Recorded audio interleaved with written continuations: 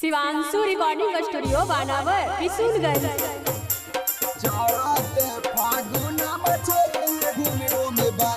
DJ Kundan Raj, mix by Roshan Pujari. चीनी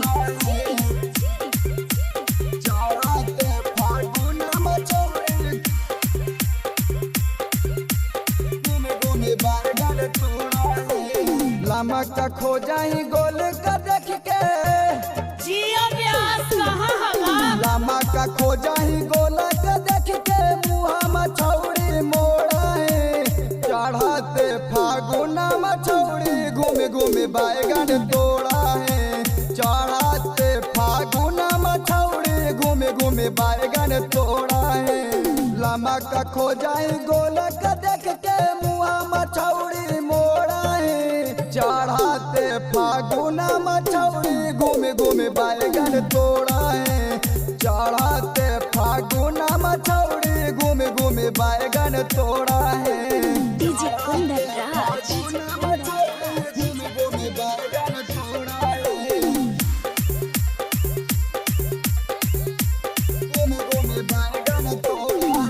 रोज रोज होवा है कौतोर मुलाकात गे की कार जाही गे छौड़ी आधी आधी रात गे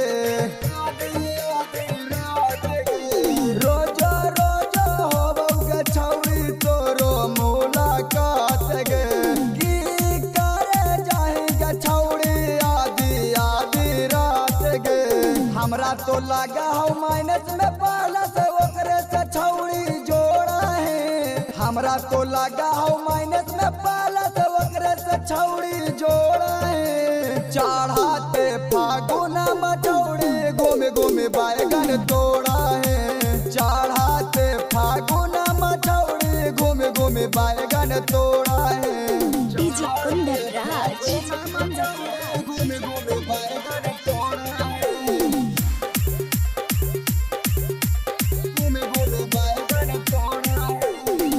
होलिया में धराई मिताही कबारा कोड़तौगे विवेक दिलदार रंगवा डालले बिना न छोड़तौगे होलिया में धराई मिताही कबारा कोड़तौगे